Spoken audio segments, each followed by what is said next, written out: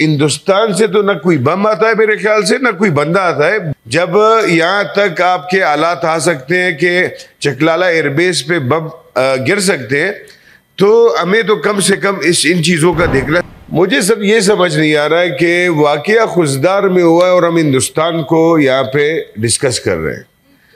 मुझे अपने इदारों को हम क्यों डिस्कस ना करें कि हमारे इदारे क्या कर रहे हैं।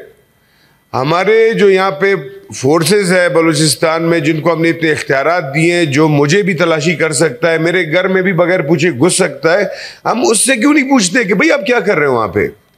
ये हिंदुस्तान से तो ना कोई बम आता है मेरे ख्याल से, ना कोई बंदा आता है। बंदे तो हमारे वही के हैं।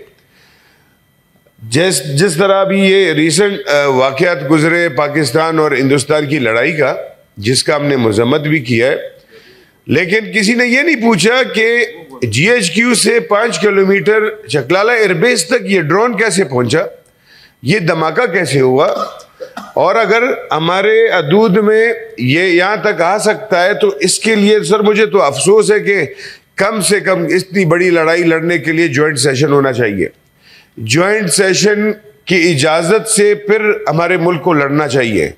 जब यहाँ तक आपके हालात आ सकते हैं कि चकलाला एयरबेस पे बम गिर सकते हैं, तो हमें तो कम से कम इन चीज़ों का देखना। सर ये एक बड़ी सीरियस चीज़ें हैं, लेकिन हमारे लोग यहाँ आके सर उस चीज़ पे बात करते नहीं हैं, क्योंकि फिर कुछ लोग नाराज़ होते हैं।